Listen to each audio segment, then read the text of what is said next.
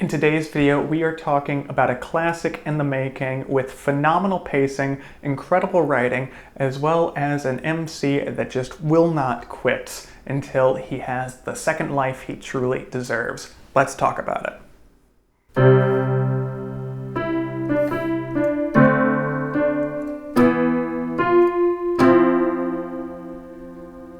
Hey there everybody, welcome back to Fantasy Inc. My name is Wyeth, and in today's video we are talking about Hunter's Code. It is a series review. As of right now, I have read up to 7 books out of the series, looking forward very much so to book 8, though we will see when that audio release actually drops. I have no confirmation on when that's going to happen, but that's enough about that. We're here to talk about the series in itself. To give y'all a semi-spoiler-free synopsis, Zander is on his second life, and he was born into what you would imagine would be a pretty ideal situation until you get the actual context behind it. Zander was a former hunter on his own world, where he joined the Order to try his best to defeat the evils that plague humanity, and those evils almost always are monsters, and he was one of the best. That is until he decided to bite off more than he wanted to chew, or made the decision himself and fought a beast that took his own life. In this world, for hunters, once they finally pass away, they are given a second, much more, should we say, enjoyable life. That is at least what Zander was promised, but he was actually shocked to find out when he finally came to his new reincarnation, his new life. He was the son of an aristocrat crime family from kind of how it's played out in the first book, and he was a pampered yet trapped prince. He decided at a very early age not to give too many of his cards away and actually kind of fly under the radar, at least when it comes to his own personal power. This works out to his benefit when he finally goes into a conversation with his father, where he is banished from the family, given his new identity as Baron Galaxius. And Galaxius, a phenomenal surname that comes from his mother's side, he is able to kind of come back to her old country and take on the family mantle, with nothing but his name to back him up. But Zander is no slouch, and he decides to make this second chance that much more living, and he definitely does not wait around for anyone's permission to do so. So in this book, you get a lot of political intrigue, you're getting action, you're getting riffs, you're getting so many different elements for Zander to rebuild up this new life that he wants to live. And it's not just some peaceful existence. He's no Buddha. He wants to live life in luxury, have a great time, and grow more in power, and that's exactly what he's going to do. So now we're going to go ahead and jump to the pro of this book series, why you should give it a chance, or maybe why it's not for you. The first pro is going to be the magic system, specifically referring to Zander's magic system. To give a little more context, the reason why his family didn't think too much for him was that they were under the impression that he had the power of illusion. He could make these huge beasts, and they looked very powerful, they looked very intimidating, but when they went to attack, nothing would happen because it was just an illusion.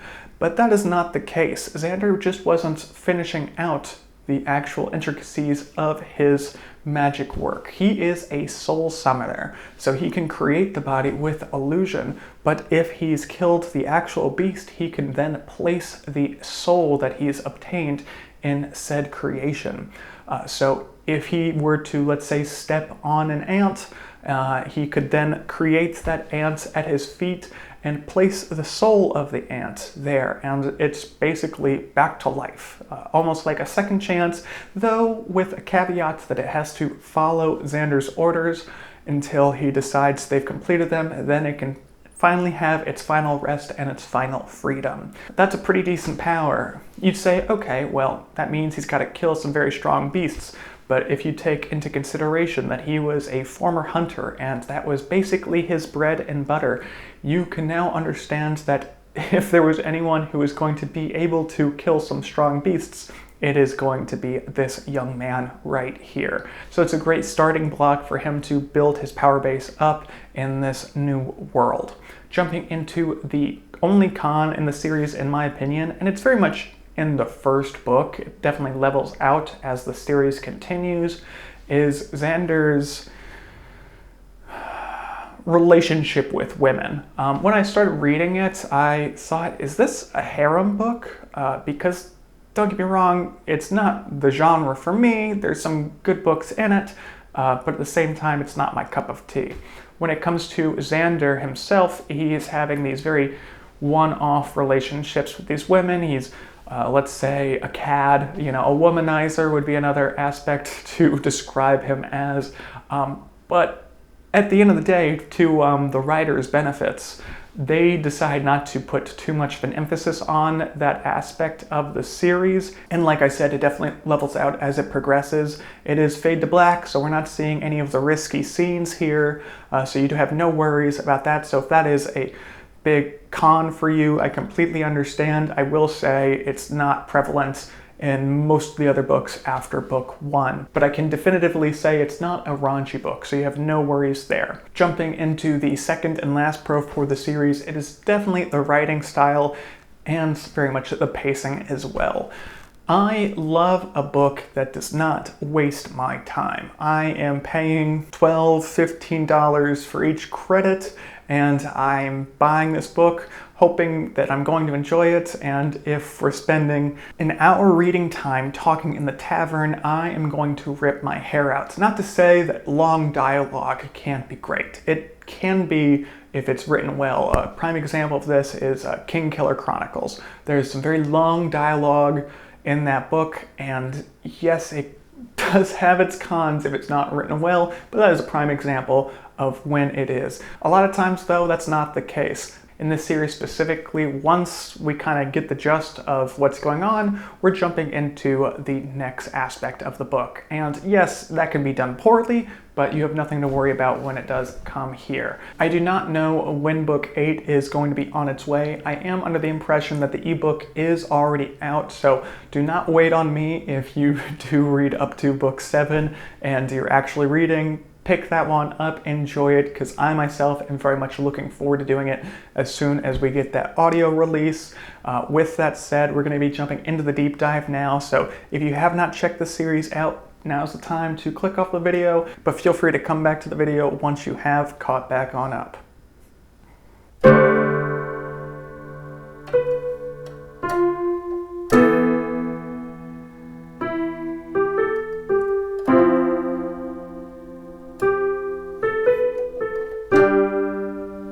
Now that we've gotten to book 7, I feel like the question on everyone's lips is, where is the Emperor? Very rarely do we get an aristocrat book series where we're not getting cuts to the Emperor, getting his perspective on the new and upcoming character, the new man in the town who's taken it by storm. And when I was around book 5, I was starting to have that thought process here. But now that I've finished book 7, I'm realizing it is intentional.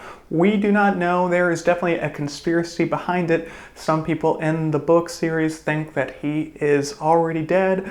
Others think he may be in hiding. I don't know if that was specifically said, so I think he might be in hiding, but hopefully you're going to get some answers in the near future in book 8 or maybe even book 9. Jumping off that element, there is a bit of a power vacuum and people in power are moving. These are Zander's enemies, and now that Galaxius has made some very substantial friendships and future relationships with the nobility around him, they are taking pot shots at the nobles who've been in power for years and years and years. And we are actually starting to see that they are more unprepared than our main character is, and they are going to Zander for help in these cases. And it's about dang time, right? He has been holding down the fort, fighting with very little resources this entire time, but he's been holding his own. And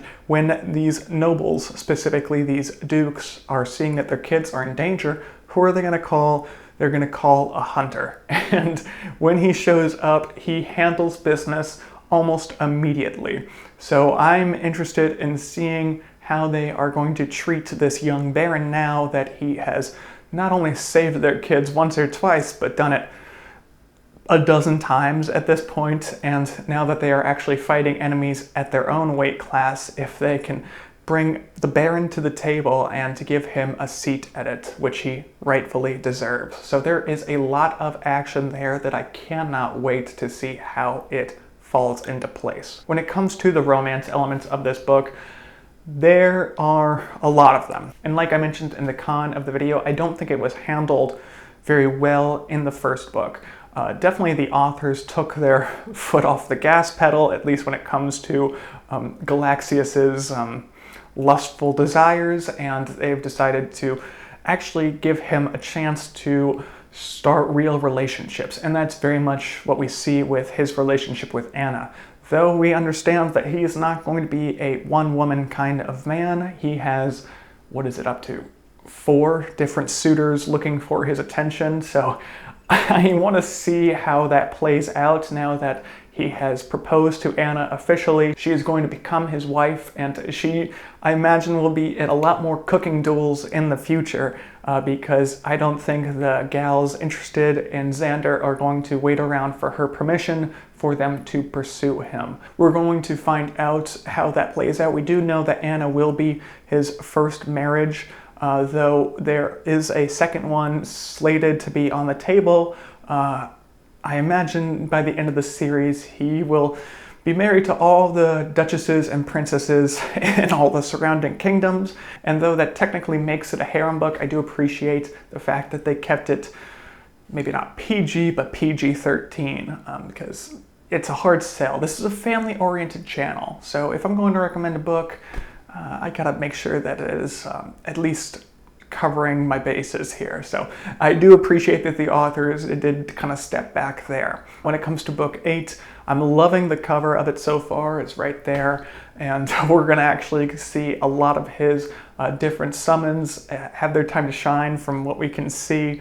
And I know for a fact that now that all the nobles are actually fighting people, like I mentioned, at their own weight class, Galaxius will have his time to shine, and maybe all his peers will end up coming to his banner for the protection that he can offer and no one else can. I'm so excited to see how this series kind of continues on, and I have very high expectations, as y'all can check, but as of right now, the authors have done a fantastic job about meeting each and every single one of them. Feel free to jump in the comments below, tell me your thoughts on the series as a whole, your predictions for the future. I do appreciate everyone's time checking this channel out, watching this video up until now, and with that said, be sure to keep reading.